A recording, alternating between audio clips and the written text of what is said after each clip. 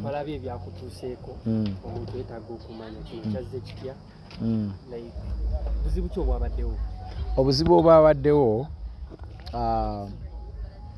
honestly nagenze omanyi nabadde yize sajjaze nanjira byanjiridde naye kyandiyakitinza nawulidde omwenge nga gumpunyako. I felt so disrespected. Muntu okunjira omwenge ng'amanyi nti siri muntu wa mwenge kyankoze bubi singa aza at least nanjira amazzi naye ate n'amazzi togayira muntu oyinza okukola ekintu ate olulala ne banjira asidi oba okitegera. Don't do this, don't pour things on people. I really felt bad. Reaction gye walaze the first sight walaze nti microphone abadde okikutte mu mukono guno n'ogituusa n'oguzza mu mukono guno kiraga nti guno gwe mukono gwe gusinga okukola ki.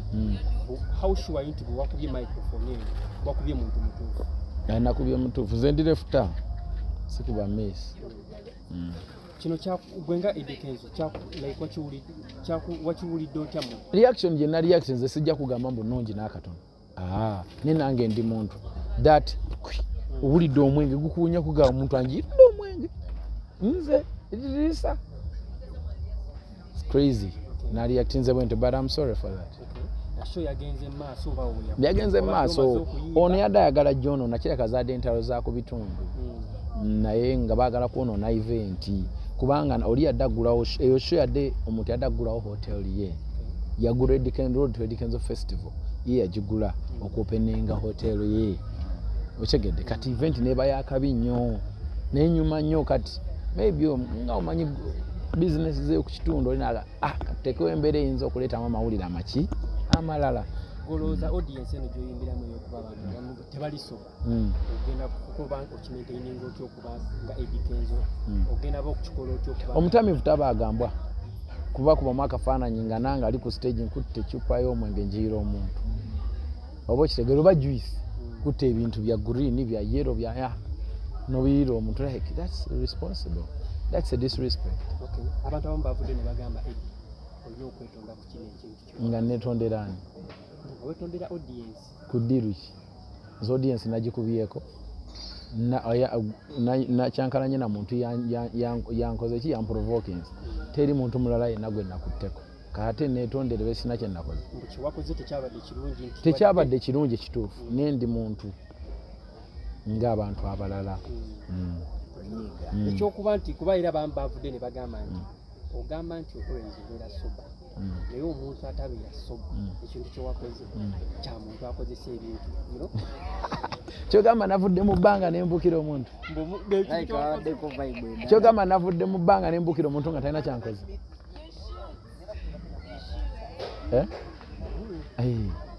gwali ondabyeko nga nkyokoza omuntu sikyokoza naye omuntu ne bwobeera gwe ng'olikola mulimo gwo kywa nenkuyira like bamu akafaananyi weteeke mu kifaananyi kyange don't just judge olw'okuba omuntu tomutegera bulungi oba you want to give a comment but ekikola kye nakoze sijja kugamba nti kirungi but nga bwe nataalibwa muntu nange ndi actinga ng'omuntu omulala but nsonyiwa for that but kiri kyonga nti abantu bagambye obeetondere bantu kiera nabakoze eki Isma olaccess yeke nyinyi tombulira nawe nonsense. Eddy njagala tutunulire ku aftermath ya ekyabaddewo security wise bintu ki byolina okuteeka mu nkola ng'omuyimbi era management weewaawo wandigambye nti singa security yandibadde in check tewandibaddewo scenarios bweziti being a big star what precautions do you think should be put in place? You know my brother this is Africa Uganda.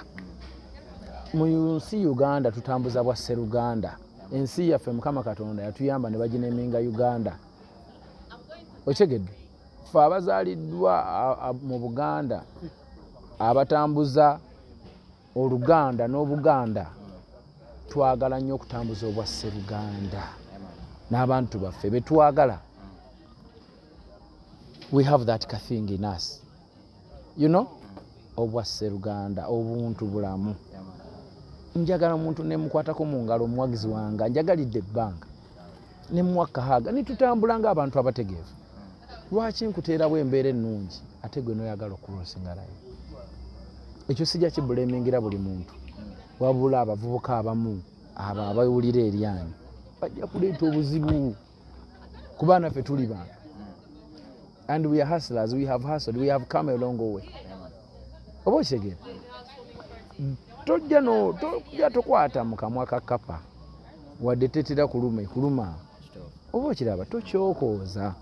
So ogamba nti n'abantu baffe ate tubateeka eri tubasibire wala tubenga abatalina bantu baffe tekyandirabise bulungi. Bwe baba kye baagala okukola we can do, but nayimbye sho esooka tekyabaddewo, yokubiri tekyabaddewo, yokusatu tekyabaddewo, yokuna tekyabaddewo, yokutaano tekyabaddewo, yomukaaga ne gye natandikira tekyaliyo. So ono omuntu omu tasobola kukyusa bintu byonna bw'ati. Wano obumu tubulina era abantu baffe balungi nnyo naye banno oyo omu n'abalala abalowooza okukola ekintu ekyo bakireke, kubanga tetusobola kukwata ne tukyusa culture yaffe ey'obwomukwano n'oluganda olw'abantu abatono. Senga kibadde kyapeninga ku buli show nandigambye kino kyandikyusiddwa, naye bwe baba baagala tukole ekyowukaani kubanga enswa bw'ekyusa eriiso okyusa envubo. But I don't think these are the things we need to do, kubanga tuli bawamu ffe wano n'abawagizi baffe. Nze ndaba abazungu tebaagala basemberere bantu, but wano tetuli abantu bawano tebali nnyo na mbeera eri wayo. Like we are good people. We are good people. This country has good people. So bwe tuyingiramu embeera eyo tugamba abantu tubaleke eri tubeere ba superstar, let me be the superstar. Nze ndi muntu awazi nze n'okunsanga neesambira mupiira, nze n'okunsanga neerira wali kakomando, nze n'okunsanga neetambulira. Me, I don't feel these things over here, nze Kenzo. I don't like it because I believe in sharing the love with everyone and giving people morale. I want to inspire the next generation. I want to put in a culture of discipline. I want to show these people that you can be this big artist and still be a human. I think this is what we need to preach. Not showing people when you go to you can't stay there. You know, put a distance. We need to bring our people closer. I'm a human. You can do this also. You can even do it better than me. We need to spread love.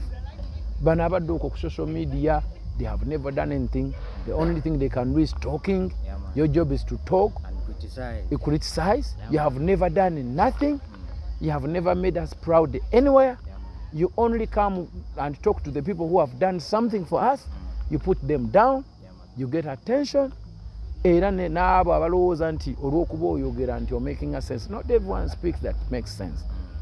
We have to talk sense so that ensi yaffe etambula. Tulina abaana be tuzadde abaagala okubanga nabo tebayita mu bizibu mwe tuyise. How do we help them? Ibrahim Ganda nga alina abantu bangamba, those are talkers. We can only be friends. They are not doers. They talk. I can only be a friend to someone like that if they behave. But if you think that you're going to be there, talk, others are working, you're talking, and you are going to make sense, not because to NPCMB, but they need to behave. Yeah, man. If you don't behave, you get a problem. We are here to be disciplined people. We are here to make, to inspire the generations and generations. Gwe bw'osalawo noganze ngenda kusanga buli muntu alina kyakoze muvume, ngenda kusanga buli muntu alina ekirungi kyakoze nkyogerere, so nange nfuna attention. We will deal with you. We will deal with you. Let's ambula nayo ku concert zino tours z'okuba. Yeah. And what is the energy and feedback reception wise? Bafani boogera ki? Yeah, this time ntambudde nnyo n'abaana ab'enjawulo, musi specially mu zino tour. Nayagala nnyo mpe opportunity local best. Tiwe tugende e Masindi eri abaana baayo balina bu studio. Njagala abantu balebeko nga 2-3 bana. Ekyo nkikoze.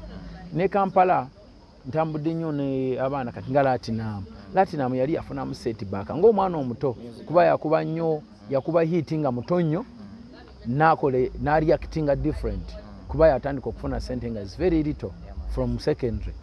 Kati nga he needs our help. So ntambuddeko naye nemulaga ebintu ebirina okuba n'omuntu w'alina okukola. Nenyumya naye nenyumya naye nemugamba kino kikyamu, kino kikyamu, kino kikyamu, kino wakola kikyamu, kino wakola kikyamu, olina kukola kino. and I'm going As a to leader. and I'm going to give him a collabo a day, and then he will behave nice. That they make very excited in Gawe. Kuma he was little, just from secondary. Now kuba hit and he reacted different, but he's a good boy. Olanga kasanyufu kana kagala okubanga katuka kona kowe katunga ngafeje tuvudde. So ntambudde naye nabalala. Reception wa music wa for mu bantu ku kyalo engeri gyo batuuseemuko. How is the reception? Very good. No, very good, bro. Ugandans love their culture. Ugandans love their people from border to border. And Ugandans are very good no matter where, no matter which language they speak. They will love Ugandan product. They love Ugandan artists. They love Ugandan music. Bakubina abantu yibogerere Kampala. Ne mu Kampala muno love mweri. Bakubana abagala umanya abantu babagala okufuna ku attention. Bagenda ku social media ne bogera ebintu. And we respect that, but the love is real, bro. The love is real. Love weri yamanyi. Nze tusubireyo ku fresh talent bolabye mu kyalo eyo Masaka bundi bujo poto mu talent so yeah that I've seen some real talented kids, man. Era I will have a meeting with them to dabenga together, and even ku event ku concert yaffe hours in studies awala nnyo zigenda kubeera z'abaana abo nabo bafunemu kokka chance bayinza ofuna hours abwe 2 tumanya nti hours 2 tugenda kuziwa abaana batandika, then hours endala 2 tuziwe category. We are going to categorize until we tulabanga ate tetugenda gamba mbu bobe ebasookawo boka tugenda kuleeta bayimbi ab'amaanyi bayimbe even ne kumacha nga w'amaanyi nnyo nga sitamu nene mubi oluusi nga na foreign artist, then we are going to be mixing like that. There is a lot of opportunity in this festival. This festival, it's not for me as Eddy Kenzo, it's for us, me and you, bro. Yeah fefe na era njagala tujikwatire wamu kubanga ejja kutuyamba nnyo kubanga kati abantu abagenda otunda ebyokulya ebyokunywa transport ba driver ba boda abamahotelo abagenda like olaba otya. It's big. It's big. It's not for only me. Eddy, are you doing this for money? Are you doing it to celebrate your journey? Are you doing it to inspire? No, I'm doing this. I'm doing this to inspire. I'm doing this to inspire. If I was doing it for money, nandibadde ate ngamba kankwate emitwalo gyange 5 nende nkube Senegal nende nkwabe wali nengamba no njagala kola wano nze am at their country where I'm so big nga bwe ngamba nti ngenda kola Eddy Kenzo festival era namwe mugiraba ne mugamba wow but kino kyaffe nze I was born here, I'm going to be buried here, so I'm doing something that is going to be done even when I go. I'm coming to shows imekezi bulayo so far to the final. I am not sure kubanga honestly speaking we cannot manage the whole cities up to the festival. Ne tugenda kola kezo zitusobodde, then the next year nga tugenda ko twetegekere omwaka ogujja tujja tandikira kwezo gye tutatusobodde kutuuka okitegeera, but yonna gye tutuuse ne gye tutatuuse they are all going to come kubanga they all know about what we are going to do. Don't you think this music festival amanyi gonna viable effort again akusolowinga mu musically ate how competition side? How I'm not competing with anyone, and the chart was not meant for me only. It is me and the entire industry. So whoever is on the chart, alhamdulillah tubaba sanyufu. It's not about me. The industry is not about me alone. Ebanga lina malanga ndi mu festival nanga festival pushing a festival ntambula na wana wali bonna abanafuna chance okubanga be trending number 1 mukama mulungi. That is it. It's all about that. It's all about that. All of us, not only me. I would love to know about the sponsorship side of it. Kuenga big talent boss plan china strategies chizoleyenze era ma company kyaga kuwagedde wewawo webanga wegali. What message do you have for these other companies that could fund a thing or two? You're ready to win companies eziwerako eziri on board eziri confirmed, but engage tutanaba ku launching you cannot mention them right now. Naye abatanaba kujja on boarding they should have wanted to be on. Are they positive about the idea? Like the festival culture art bagala music in a way. Of course they are on board. Abatanaba ku jumping on board, that the ones we have to talk to. Nabone tubabuulira benefits ezirimu ne bajja ne batwegatta. This is not for me only. Change na mwana wa Uganda yenna ali kubanga abagenda okukiryamu bangi abatandise okukiryamu already bangi oba okitegera nze bwe ŋŋamba nti ngenda kuyita abantu abawera 1,000 plus abanaabaleeta abanaabaliisa abanaabasuza bo bennyini buli muntu ab'embalaasi abasimanyi biki abaminizu ab'ebyesuubo abamere buli muntu kino kyaffe ffenna I'm just creating a job for everyone.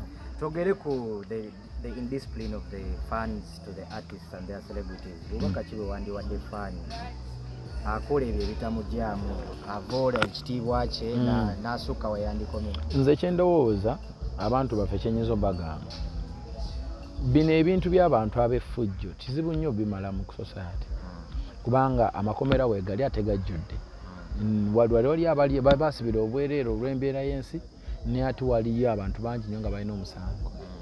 So we just need to kwebeereramu in a way that we don't need to go into these bad situations. Tulina kweyagala ne twesupportinga ne twebeereramu in a way that we don't need to do these things. Tuyinza obutamalaawo nnyo bahuligani kubanga stubborn person was born stubborn and they are stubborn. It's then their DNA. You know, and DNA has memory. Olusi jajja we yali bw'atyo taata we so they will always be there in a society, but we will deal with them. Yeah. Your final words to the fans and friends of Eddy on STV. Yeah, to all my fans there, man. I love you guys.